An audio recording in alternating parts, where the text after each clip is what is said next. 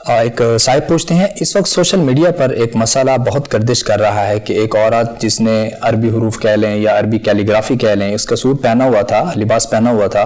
تو اس پر گستاخی کا الزام لگایا گیا، بہت زیادہ نعرے کسے گئے اور یہاں تک کہ اس کو جان سے مارنے کی بھی کوشش کی گئی، بڑی مشکل سے اس کو بچایا گیا ہے۔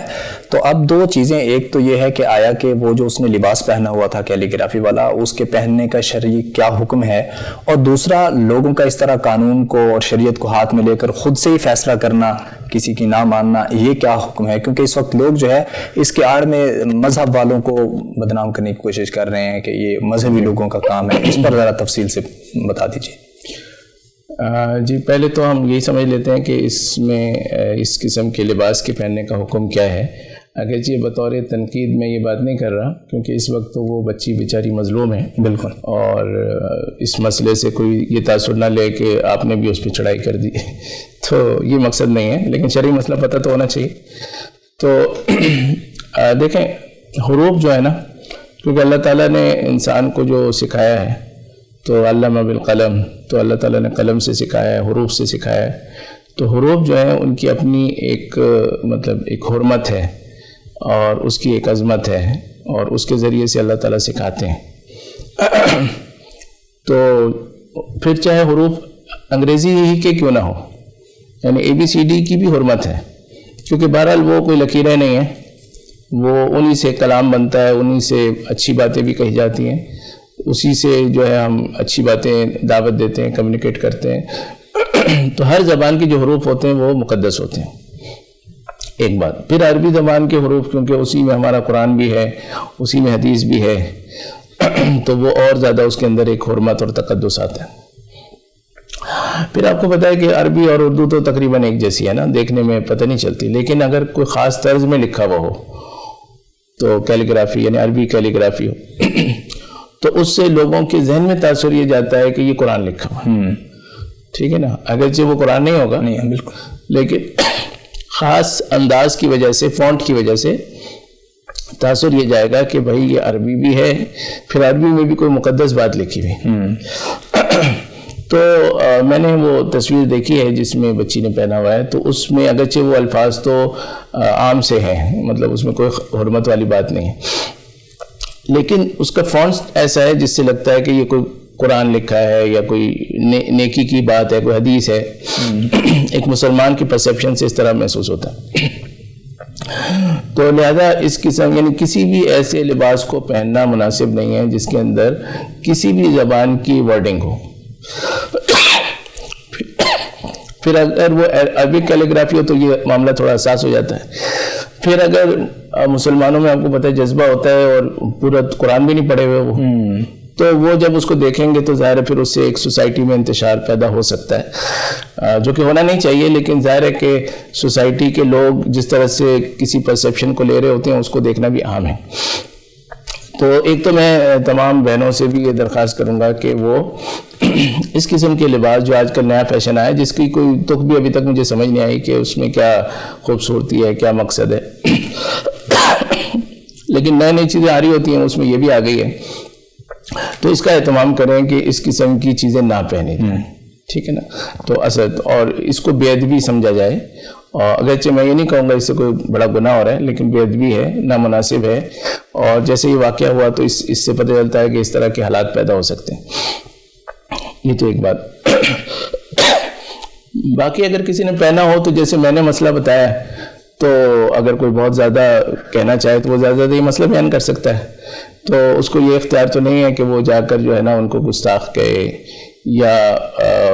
گستاخی کے حوالے سے معذرت کرنے کا ان سے مطالبہ کیا جائے، تو یہ مطلب اپنی حدود سے تجاوز ہے۔ زیادہ زیادہ آپ کو لگتا ہے کہ بھئی اس طرح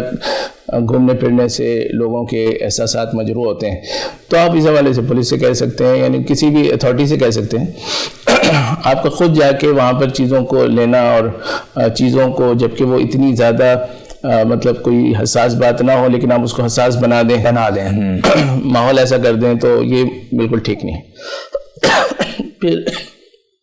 ایک ویڈیو بھی آ رہی ہے جس کے اندر وہ معذرت کر رہی ہیں، تو یہ معذرت ان سے کروانا اس لیول پہ جا کے، یہ بھی میں سمجھتا ہوں مناسب نہیں ہے۔ معذرت یہ ہو سکتی تھی کہ مجھے پتہ نہیں تھا اور میں نے ناسمجھی میں اس طرح کا ایک لباس پہن لیا جس کے اندر کوئی ایسی بات نہیں تھی، لیکن لوگوں کے احساسات مجروح ہیں تو میں معافی چاہتی ہوں۔ اس کو گستاخی رسول سے جوڑنا یا گستاخی مان کر توبہ کرنا، تو یہ تھوڑا سا مطلب اپنی حدود سے اوپر جانا ہے، جو کہ مناسب نہیں ہے۔ آج اس بچی نے ایک دباؤ میں معافی تو مانگ لی ہے، کل وہ علماء سے متنفر ہو سکتی ہے۔ بالکل، تو علماء کو اس کا بھی خیال کرنا چاہیے کہ مطلب جس طرح سے وہ نیکی کو پھیلائیں اور برائی کو روکیں، اسی طریقے سے لوگوں کے اندر اپنی محبوبیت بھی باقی رکھیں، اسلام کی محبوبیت بھی باقی رکھیں۔ ایسا نہ ہو کہ لوگ اسلام سے متنفر ہونا شروع ہو جائیں۔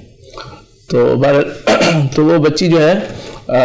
اللہ تعالیٰ اسے ہمت دے اور حفاظت کرے اس کی، تو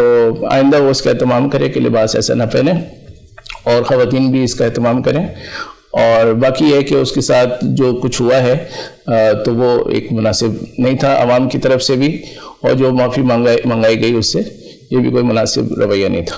مفتی صاحب، اس وقت جو عوام کو آپ کیا میسج دینا چاہیں گے کہ انہوں نے بس وہ لفظ کو دیکھا اور اتنے ہی جذبات میں آ گئے؟ اس کی تحقیق کرنی چاہیے تھی، کسی عالم سے پوچھنا چاہیے تھا، کسی بڑے سے پوچھنا چاہیے تھا جو صاحب علم ہو، یہ خود ہی مطلب وہ فیصلہ کر دیتے ہیں۔ اس پر بھی تھوڑا سا روشنی ڈالیں۔ جی بالکل، عوام کو ایسے کسی بھی معاملے میں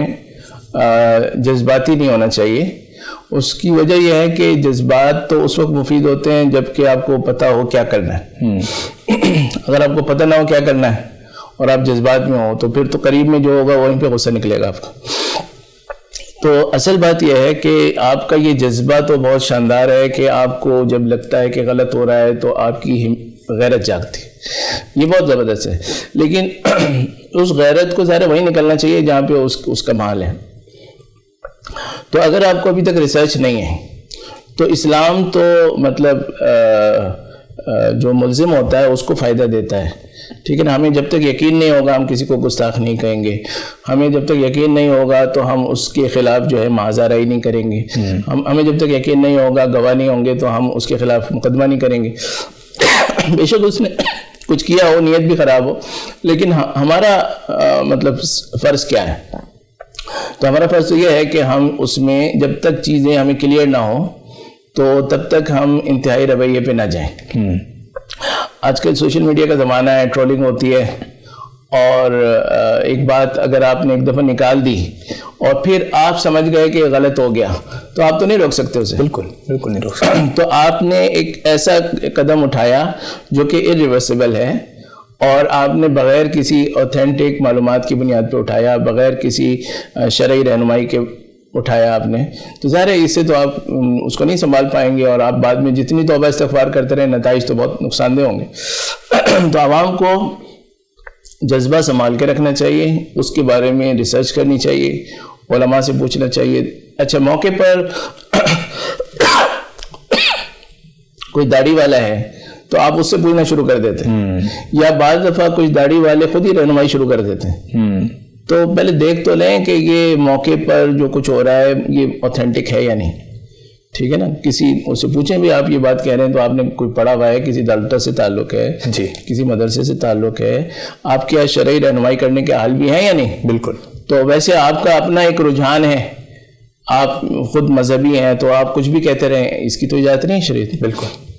تو عوام کو بہرحال مطلب اس حوالے سے، یعنی اگر کہیں پر جیسے ہوتا ہے نا کہ ایک بات چل پڑی، نعرہ لگ گیا، کچھ ہو گیا، تو عوام کو بالکل اس کے پیچھے نہیں جانا چاہیے، کیونکہ یعنی اگر فرض کریں آپ اس میں پیچھے رہ گئے تو آپ کو اگلا موقع ملے گا، آپ جا کر اس تحریک میں حصہ لے سکتے ہیں، لیکن اگر آپ نے اس میں غلط ہاتھ ڈال دیا تو اس کی پھر آپ معافی کہاں سے مانگیں گے؟ تو وہ نہیں ہو سکے گا۔ تو موجودہ حالات کو دیکھتے ہوئے اور سوشل میڈیا کی جو ایک ڈائنامکس ہے اس کو دیکھتے ہوئے آپ کو ہمیشہ اس میں تھوڑا سا پیچھے رہنا چاہیے، اور صحیح معلومات کے بعد اپنے جذبے کے تحت آپ جو کریں گے وہ بہت ویلڈ ہوگا۔ بہت شکریہ مفتی صاحب نے بڑی تفصیل سے اس کا جواب دیا۔